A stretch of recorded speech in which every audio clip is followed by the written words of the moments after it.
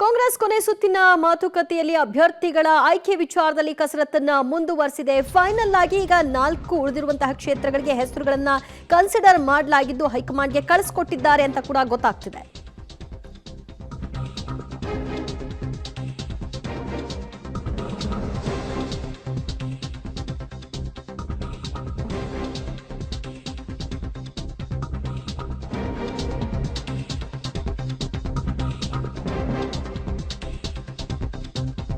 ಲೋಕರಣಕಣ ಅಭ್ಯರ್ಥಿಗಳ ಆಯ್ಕೆಗೆ ಕಸರತ್ತನ್ನ ಮುಂದುವರಿಸಿದೆ ಕಾಂಗ್ರೆಸ್. ಕೈಪಾಳ್ಯದಲ್ಲಿ ಕೊನೆಯ ಸುತ್ತಿನ ಮಾತುಕತೆ ನಡೀತಾ ಇದ್ದು 4 ಕ್ಷೇತ್ರದ ಅಭ್ಯರ್ಥಿಗಳ ಆಯ್ಕೆ ಸಂಬಂಧ ಕಾಂಗ್ರೆಸ್ ಸಭೆಯನ್ನ ನಡೆಸಿದೆ. 4 ಕ್ಷೇತ್ರಗಳಿಗೆ ಹೆಸರುಗಳನ್ನ ಅಂತಿಮಗೊಳಿಸಿದೆ. ಸುನಿಲ್ ಬೋಸ್ ಅವರಿಗೆ ಚಾಮರಾಜನಗರದಿಂದ ಕಂಟೆಸ್ಟ್ ಮಾಡಲಿಕ್ಕೆ ಈಗ ಏನು ಪದೇ ಪದೇ ಮಹದೇವಪ್ಪ ಅವರು ನನ್ನ ಬದಲಾಗಿ ನನ್ನ ಪುತ್ರನೇ ಕೊಡಿ, ನಾನು ಗೆಲ್ಲಿಸ್ಕೊಳ್ತೀನಿ ಅಂತ ಹೇಳ್ತಿದ್ರು. ಆ ನಿಟ್ಟಿನಲ್ಲಿ ಅವರು ಮನವೊಲಿಸುವಲ್ಲಿ ಯಶಸ್ವಿ ಆಗಿದ್ದಾರೆ. ಹಾಗಾಗಿ ಸುನಿಲ್ ಬೋಸ್ ಹೆಸರು ಫೈನಲ್ ಆಗಿದೆ ಅಂತ ತಿಳಿದು ಬರ್ತಾ ಇದೆ. ಜೊತೆಗೆ ರಕ್ಷಾ ರಾಮಯ್ಯ ಅವರ ಹೆಸರು ಕೂಡ ಅಂತಿಮಗೊಂಡಿದೆ. ಹನುಮಂತಯ್ಯ ಅವರ ಹೆಸರು ಕೋಲಾರದಿಂದ ಸ್ಪರ್ಧೆಗೆ. ಇಲ್ಲಿಯವರೆಗೂ ಕೋಲಾರದಲ್ಲಿ ಯಾರಿಗೆ ಕೊಡಬೇಕು ಅನ್ನುವಂತಹ ಜಟಾಪಟಿ ಮುನಿಯಪ್ಪ ಮತ್ತು ರಮೇಶ್ ಕುಮಾರ್ ಅವರ ನಡುವೆ ನಡೀತಾ ಇತ್ತು. ಇಬ್ರು ಕೂಡ ತಮ್ಮ ತಮ್ಮ ಲಾಭಿಗಳನ್ನ ನಡೆಸ್ತಾ ಇದ್ರು. ಆದ್ರೆ ಹನುಮಂತಯ್ಯಗೆ ಫೈನಲ್ ಮಾಡಲಾಗಿದೆ ಅಂತ ಗೊತ್ತಾಗ್ತಾ ಇದೆ. ಮಗ ಸುನಿಲ್ ಬೋಸ್ಗೆ ಟಿಕೆಟ್ ಕೊಡಿಸುವಂತಹ ವಿಷಯದಲ್ಲಿ ಮಹದೇವಪ್ಪ ಯಶಸ್ವಿ ಆದ್ರ ಅನ್ನುವಂತಹ ಪ್ರಶ್ನೆ. ಮಗ ಸುನಿಲ್ ಬೋಸ್ಗಾಗಿ ಸಿಎಂಗೆ ಮಹದೇವಪ್ಪ ದುಂಬಾಲು ಬಿದ್ದಿದ್ದಾರೆ.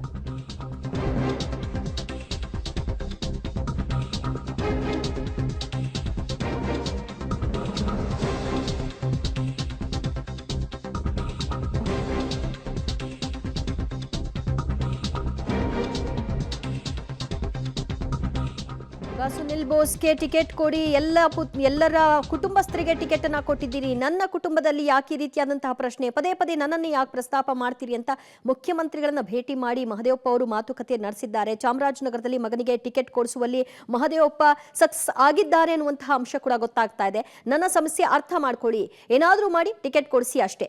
MLA ಎಲೆಕ್ಷನ್ ಅಲ್ಲೂ ಕೂಡ ಮಗನಿಗೆ ಟಿಕೆಟ್ ಕೊಡಿಸಿ ಅಂತ ಕೇಳಿದ್ದೆ, ಆಗ ಮಿಸ್ ಆಗಿತ್ತು. ಈ ಬಾರಿಯೂ ಹಾಗಾದ್ರೆ ಮಗನ ರಾಜಕೀಯ ಭವಿಷ್ಯ ಏನು ಅನ್ನೋದು ಮಹದೇವಪ್ಪ ಅವರ ಪ್ರಶ್ನೆ. ಮತ್ತಷ್ಟು ಮಾಹಿತಿ ಪಡೆಯೋಣ ನಮ್ಮ ಪ್ರತಿನಿಧಿ ಸುಕೇಶ್ ರಿಂದ. ಸುಕೇಶ್, ಚಾಮರಾಜನಗರದಲ್ಲಿ ಮಹದೇವಪ್ಪ ಕಂಟೆಸ್ಟ್ ಮಾಡಬೇಕು ಅನ್ನುವಂತಹ ಒತ್ತಡ ಎಲ್ಲಾ ಕಡೆಯಿಂದಲೂ ಕೇಳಿ ಬರ್ತಾ ಇತ್ತು. ಆದ್ರೆ ಅವರು ಆಗ್ಲಿಂದಲೂ ಕೂಡ ಹೇಳ್ಕೊಂಡು ಬಂದಿದ್ರು, ನನ್ನ ಪುತ್ರನಿಗೆ ಕೊಡಿ, ನನಗ್ ಬೇಡ ಅಂತ.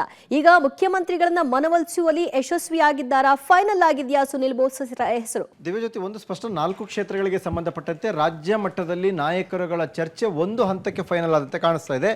ಆದ್ರೆ ಇದೇ ತೀರಾ ಅಂತಿಮ ಅಂತ ಹೇಳಲಿಕ್ಕೆ ಸಾಧ್ಯ ಇಲ್ಲ. ಯಾಕಂದ್ರೆ ಇದು ಸಿಇಸಿಗೆ ರೆಫರ್ ಆಗಬೇಕಾಗುತ್ತೆ.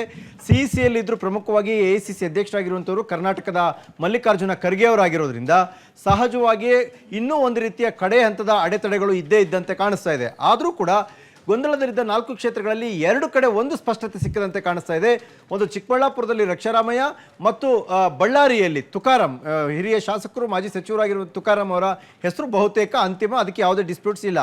ಆದರೆ ಕೋಲಾರ ಮತ್ತು ಚಾಮರಾಜನಗರಕ್ಕೆ ವಿಚಾರಕ್ಕೆ ಬಂದರೆ ಫ್ಯಾಮಿಲಿಯ ಸದಸ್ಯರಿಗೆ ಟಿಕೆಟ್ ಕೊಡಿಸುವ ವಿಚಾರದಲ್ಲಿ ಇಬ್ಬರೂ ಸಚಿವರುಗಳು ಫೈಟ್ ಮಾಡಿದ್ರು ಕೂಡ ಅಷ್ಟೇ ಪ್ರಬಲವಾದ ವಿರೋಧ ಪ್ರತಿರೋಧಗಳು ವ್ಯಕ್ತ ಆಗ್ತಾ ಇದ್ದಿದ್ದರಿಂದ ಸಹಜವಾಗಿಯೇ ಗೊಂದಲ ಆಗಿತ್ತು ಅನ್ನುವಂಥದ್ದು.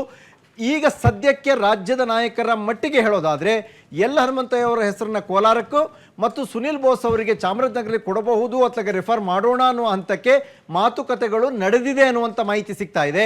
ಆದರೆ ಇದು ಇವತ್ತು ಸಿಇಸಿಗೆ ರೆಫರ್ ಆಗುತ್ತೆ. ಸಿಇಸಿಲೂ ಕೊನೆಗಳಿಗೆಯ ಬದಲಾವಣೆ ಏನಾದರೂ ಹೊರತುಪಡಿಸಿ ಆದರೆ ಗೊತ್ತಿಲ್ಲ. ಅದಾಗಲಿಲ್ಲ ಅಂದರೆ ಬಹುತೇಕ ಇವರು 4 ಜನರಿಗೆ ಟಿಕೆಟ್ ಖಚಿತ ಅನ್ನುವಂಥ ಮಾಹಿತಿಗಳು ಕೂಡ ಬರ್ತಾ ಇದೆ. ದಿವ್ಯಾ, ಮಾಜಿ ಸಿಎಂ ವೀರಪ್ಪ ಮೊಯ್ಲಿ ಅವರು ನನಗೆ ಟಿಕೆಟ್ ಕೊಡಬೇಕು, ಕೊಡದಿದ್ರೆ ಪಕ್ಷ ಇದರ ಸಮಸ್ಯೆಯನ್ನ ಎದುರಿಸುತ್ತೆ ಅಂತ ಸವಾಲು ಹಾಕಿದ್ದಾರೆ. ಅಂದ್ರೆ ಈ ಒಂದು ಚರ್ಚೆಯಲ್ಲಿ ಅವರ ಹೆಸರನ್ನ ಪರಿಗಣನೆ ಮಾಡಿಲ್ವಾ ಅಂತ?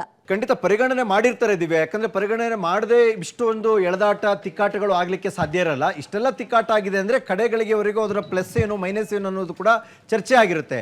ಅದೇ ರೀತಿಯಲ್ಲಿ ಬೇರೆ ಬೇರೆ ಕ್ಷೇತ್ರಗಳ ವಿಚಾರಗಳಲ್ಲೂ ಕೂಡ ಅದೇ ರೀತಿ ಆಲ್ಟರ್ನೇಟ್ ಆಗಿದ್ದಂಥ ಹೆಸರೇನು, ಎದುರಾಳಿ ಯಾರು, ಅವರ ಸಾಧಕ ಬಾಧಕಗಳೇನು, ಪ್ಲಸ್ ಏನು ಮೈನಸ್ ಏನು, ಇವೆಲ್ಲವನ್ನು ಕೂಡ ಅಳೆದು ತೂಗುವಂಥ ಪ್ರಯತ್ನವನ್ನೇ ಮಾಡಿರ್ತಾರೆ. ಅದರ ಭಾಗವಾಗಿಯೇ ಇಷ್ಟು ತಡವಾಗಿರುತ್ತೆ.